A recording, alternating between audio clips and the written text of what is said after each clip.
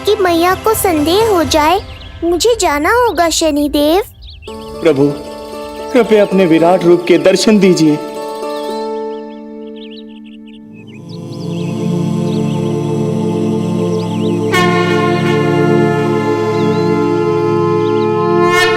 सशंख चक्रम सकिरीट कुंडलम सबीत वस्त्रम सरसीरुहे क्षणम सहार वक्षस्थल शोभिकास्तुभम नमामि विष्णु शिरसा चतुर्भुजम।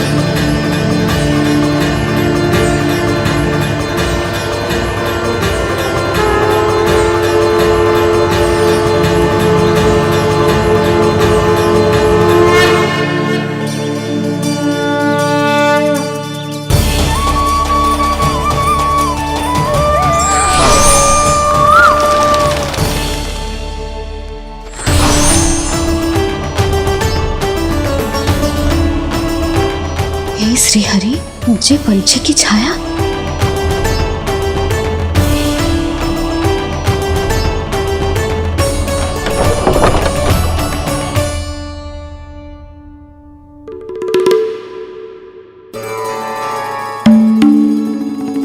यशोदा, क्या हुआ? क्या देख रही हो? जानवर को लगो जैसे लल्ला की ना कोई पंछी की छाया हो। पंछी?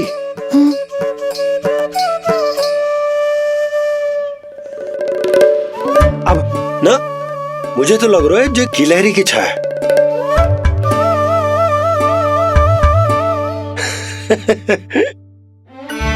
यशोदा, बालक नीलमणि है और बालकों वाले काम तुम कर रही हो। अरे प्रकाश और छाया से खेलने का काम लल्ला के लिए छोड़ दो। अरे परंतु ये देखो, झरोका खुलो है, ठंडी बयार चल रही है, लल्ला को ठंड लग जाएगी। बंद करो, जाओ। हाँ हाँ हाँ लल्ला, ए लल्ला।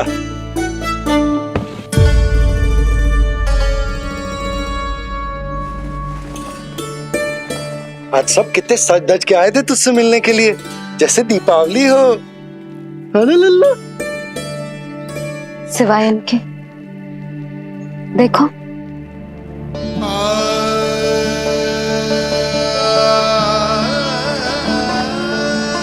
जब से जिज्जी मथुरा से लौटी है, इनका सजना सवरना सब छूट गया है। मैया, तब तो हमें अवश्य ही कुछ करना चाहिए। सुनो जी, हमें अवश्य कुछ करना चाहिए। जे इसे देखो, ना तो जे थको है, ना इसकी आंखों में नींद है। हो सकता है इसका भी मन हो अपनी बड़ी माँ से बात करने का।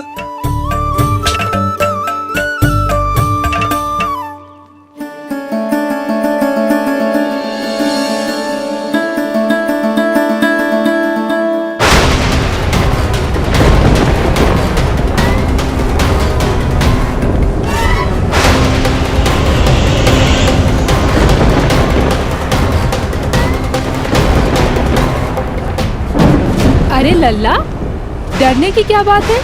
बस थोड़ी आंधी तो है।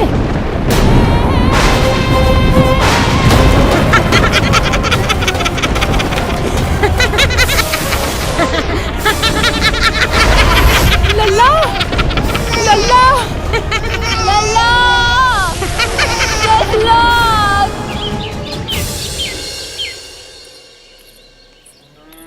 जिज्जी, अरे यशोदा, नंद भैया। जिज्जी, ये नीलमणि के षष्ठी पूजन का उपहार है।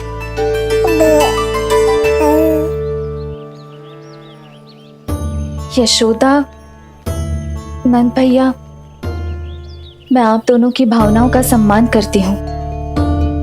आप दोनों को तो पता है, मेरे हृदय में नीलमणि के प्रति अत्यधिक प्रेम है।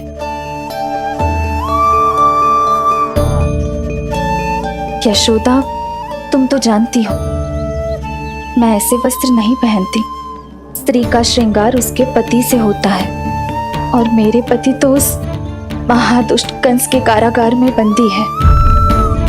ऐसे में इस रास रंग का झूठा दिखावा कैसे करूं नंद भैया? अभी समय नहीं हुआ है, इसीलिए विवश हूँ। पर आपका दुख मैं भली भांति समझता हूँ बड़ी माँ। दिन रात ये भय लगा रहता है कि कभी भी उस कंस के सैनिक आएंगे और मेरे पुत्र को मुझसे दूर ले जाएंगे। इस आशंका में मैंने उसका बालपन भी खो दिया है। उस नन्हे से बालक को 4 दीवारों के भीतर बंद करके रखा है मैंने। थोड़ी देर और, बस तेरे बाबा अब भी आते ही होंगे।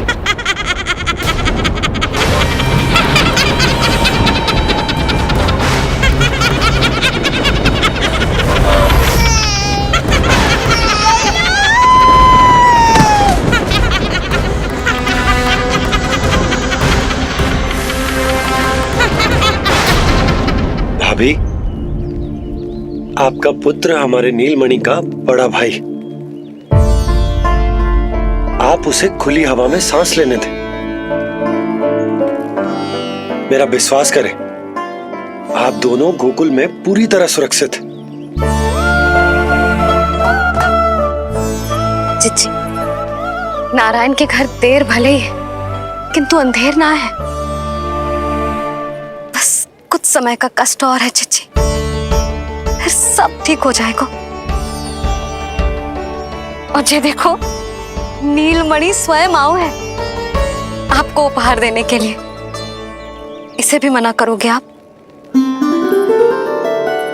नीलमणि, बस आज हट मत करना। मैं तुम्हारी ताऊ जी से मिलूंगी ना, तब नए वस्त्र गहने सब पहनूंगी, साज श्रृंगार करूंगी। तब पूर्ण अधिकार से देना तुम अपना उपहार, किंतु आज नहीं। बड़ी प्रसन्नता की प्रतीक्षा में छोटी छोटी प्रसन्नताओं को त्यागना नहीं चाहिए बड़ी माँ। जीवन तो परमात्मा का उपहार है, उसे जीना चाहिए। चिच्ची, बड़ी प्रसन्नता की प्रतीक्षा में जीवन की छोटी छोटी प्रसन्नताओं का त्याग ना करना चाहिए। जीवन तो परमात्मा का उपहार है, जीवन तो जीना चाहिए। नंदराज, नंदराज, नंदराज, क्या हुआ? भोला, बंसी, तुम दोनों यहाँ? जी वो उपनंद जी ने कही थी कि आपको वार्षिक कर के बारे में स्मरण करा दूं, इसलिए हम दोनों चले आए। अरे हाँ, नीलमणि के आने की प्रसन्नता में मैं तो भूल ही गया था। अधिक देर होने पर कंस की दृष्टि में आने का संकट। कोई ना, मैं कल मथुरा जाकर कर जमा करा दूं। अरे किंतु कल तो लल्ला का पालना उत्सव है। सुनो जी, शीघ्र ही आना।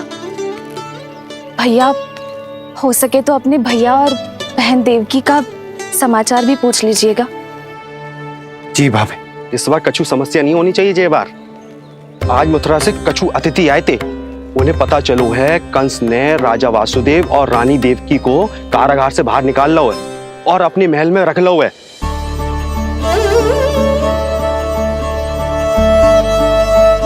ये तो अत्यंत शुभ समाचार है।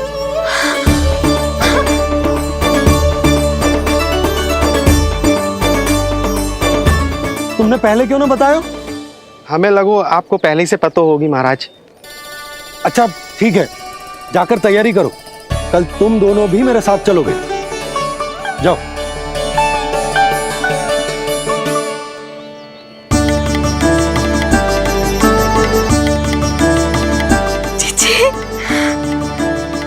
भाभी, यशोदा ने कहा था ना कि नारायण के घर देर अवश्य है, परंतु अंधेर ना है।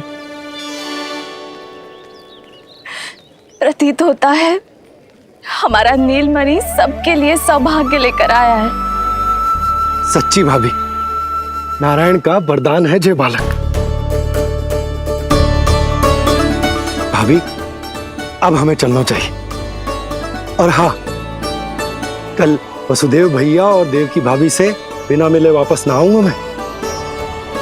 उन्हें कह दूंगा और बता दूंगा कि कितना स्मरण करते हो आप उन्हें। चिच्ची, शुभ समाचार मिलो है। अब तुझे उपहार स्वीकार करना पड़ेगा। हाँ यशोदा, अत्यंत शुभ समाचार आया है और अपने साथ ही आशा भी लाया है कि अब शीघ्र ही उनसे मिलना संभव होगा।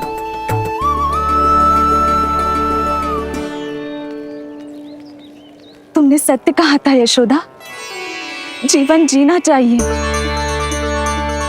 मैं भी जीऊंगी, छोटी छोटी प्रसन्नताओं को मनाऊंगी, अपना ध्यान रखूंगी, फिर से सजूंगी, संवरूंगी। अब जब वो मुझसे मिलने आएंगे, उनका स्वागत करूंगी। उन्हें वैसे ही मिलूंगी जैसे जैसे उन्हें छोड़कर आई थी। मैं आपको आपके दुख से मुक्ति दिलाऊंगा। बस कुछ समय तक और प्रतीक्षा कर लीजिए बड़ी माँ।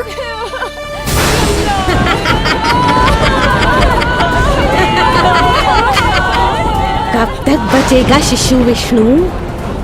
आज नहीं तो कल तू मेरा निवाला अवश्य बन जाएगा। कल तुमसे भेंट होगी पूतना। कहाँ है तू शिशु विष्णु? शीघ्र ही तुझे आहार बनाऊंगी मैं। तुमने बहुत दुष्कर्म कर लिए पूतना। अब तुम्हारे आतंक का अंत करूंगा मैं।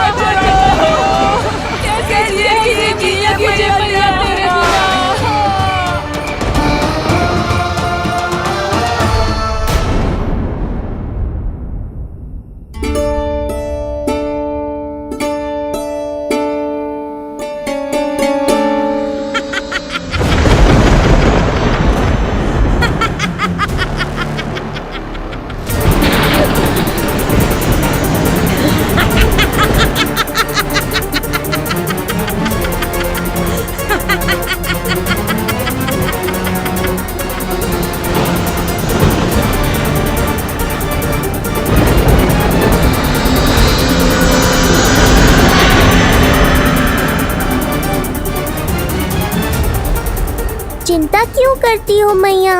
मैं हूँ ना। नेत्र खुले रहे तो मैया पक्का घबरा जाएंगी। यशोदा, क्या हुआ?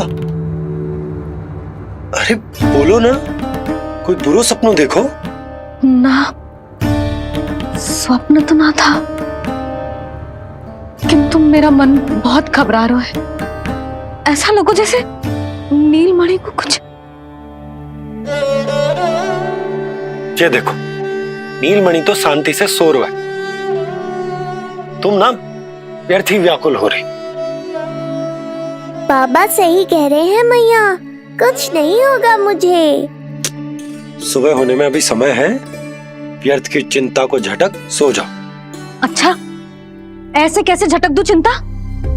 नींद अचानक खुलो है मेरी, इसका अर्थ है अवश्य ही कोई बुरी दृष्टि है मेरे लल्ला पर।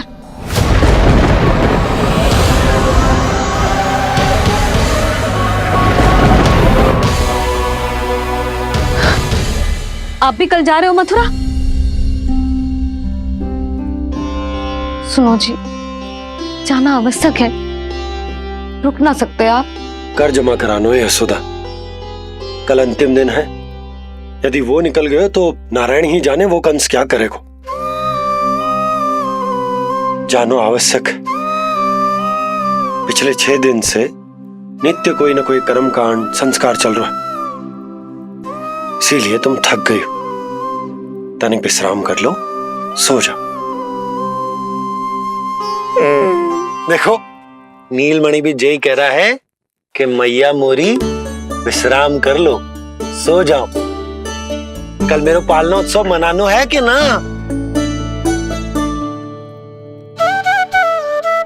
सो जा।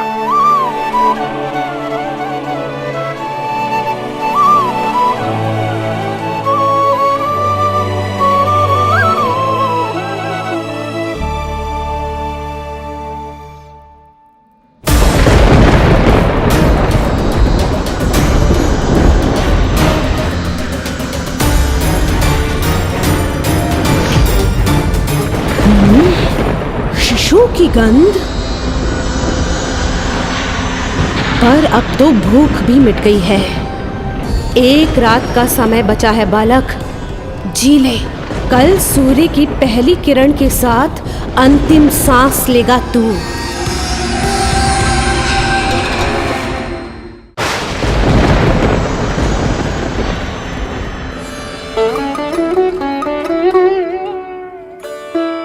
संतान के लिए मैया का कैसा अद्भुत प्रेम है ये।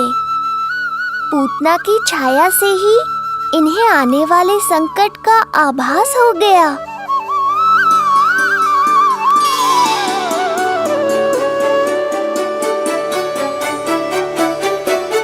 जब कोई बैलगाड़ी से यात्रा करता है तो गाड़ी पर चढ़ते ही सामान की गठरी नीचे रख देता है। उसे पूरे समय अपने सिर पे ढोते हुए यात्रा नहीं करता। उसी प्रकार आप भी अपनी चिंता की गठरी मुझे सौंप दो मैया, मैं सब संभाल लूंगा। जैसे आप थपकी देकर मुझे सुलाती हो, वैसे ही आज मैं आपको सुलाऊंगा।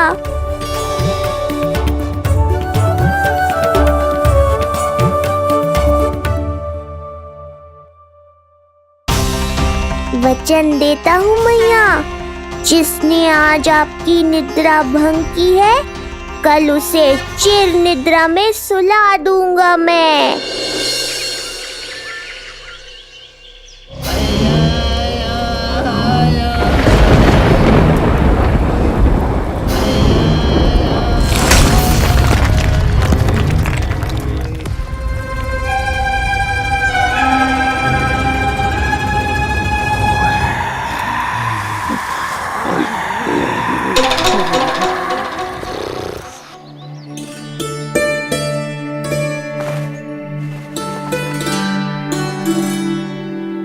गाड़ी तैयार है नंदराज जी। उपहार और मिठाइयाँ तो ठीक है, किंतु भोजन रखो है कि ना? हाँ भाभी, रख दियो है। और भोजन ऊपर रखो है कि मिठाई? भोजन ऊपर रखो है भाभी। मुझे लगो ही था, अब मिठाइयाँ पिचक जाएंगी ना? हाँ भाभी, तो अभी मिठाइयाँ ऊपर रख देते हैं। क्या होगा बंसी भैया, फिर मिठाइयों का रस भोजन में चला जाएगा ना? मैया ऐसे पूछताछ करोगी तो हड़बड़ा तो जाएंगे ही। अरे भोला बंसी, अरे भोजन और मिठाइयों को अलग अलग रखो भाई। यही कह रही हो ना सुधा? अरे वाह, आज हमारा राजकुमार जल्दी उठ गए हो। इसे भी पता है पालना उत्सव में इसके बाबा ना होंगे इसके साथ, इसीलिए विदा करने आ गए। फिर कोई ऐसो कर्मकांड ना होगो जब मैं ना हूं। बस आज जाने दे लल्ला, सबको जाकर अपने हाथों से मिठाइयां भेंट करूंगा और सबको बताऊंगा कि इतना सुंदर, इतना प्यारा लल्ला का बाबा बन गया मैं।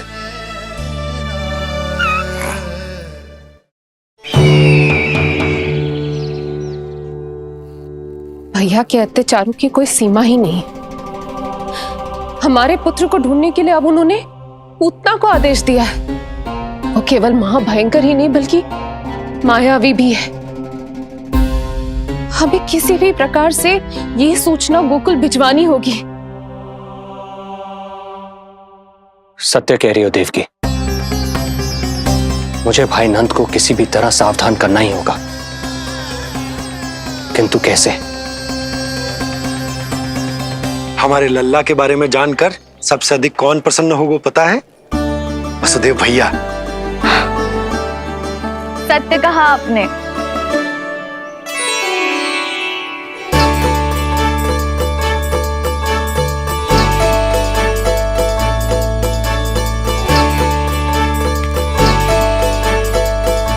बड़ी माँ नए वस्त्रों में, ये हुई ना बात।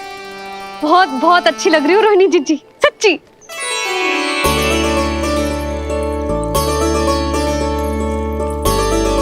आपने जीवन में फिर से रुचि लेना आरंभ कर दियो है, ये जानकर वसुदेव भैया की प्रसन्नता दुगनी हो जाएगी। ये उनके लिए मेरे हाथों से बनाए पेड़े मथुरा के पेड़ों से भी अधिक प्रिय है उन्हें। और ये देवकी की नवजात कन्या के लिए कहिएगा केवल वस्त्र नहीं है, अपना आशीर्वाद भेजा है मैंने। जी। सच में यशोदा, नीलमणि एक आशा का दूत बनकर आया है मेरे जीवन में। नंद भैया उनसे ये भी कहिएगा कि मैं और उनका पुत्र हम दोनों ही यहाँ कुशल से हैं। अगर ईश्वर ने चाहा तो शीघ्र ही उनसे मिलना संभव होगा। वसुदेव भैया और देवकी भाभी से बहुत सारी बातें करनी, यदि विलंब हो जाए तो चिंता मत कर। जाने से पहले अल्लाह को हृदय से तो लगा लो।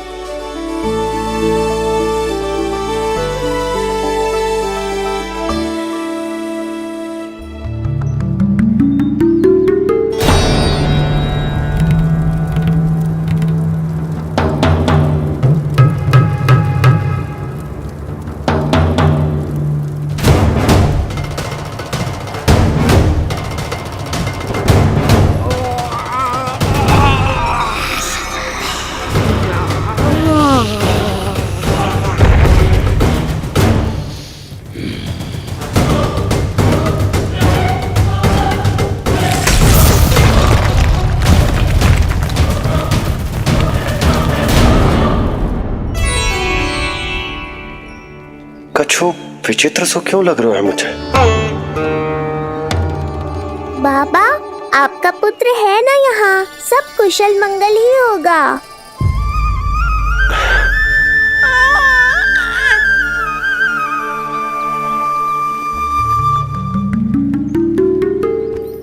चलता हूँ। ध्यान रखो।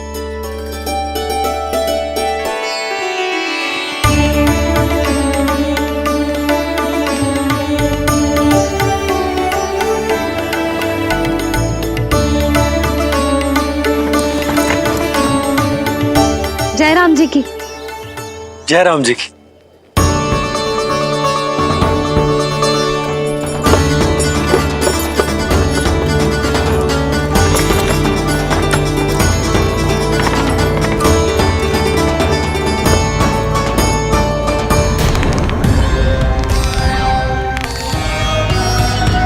कहाँ से आरंभ करूं आज? ब्रजपुरा, रानी घाट, देतिया, बरसाना या गोकुल?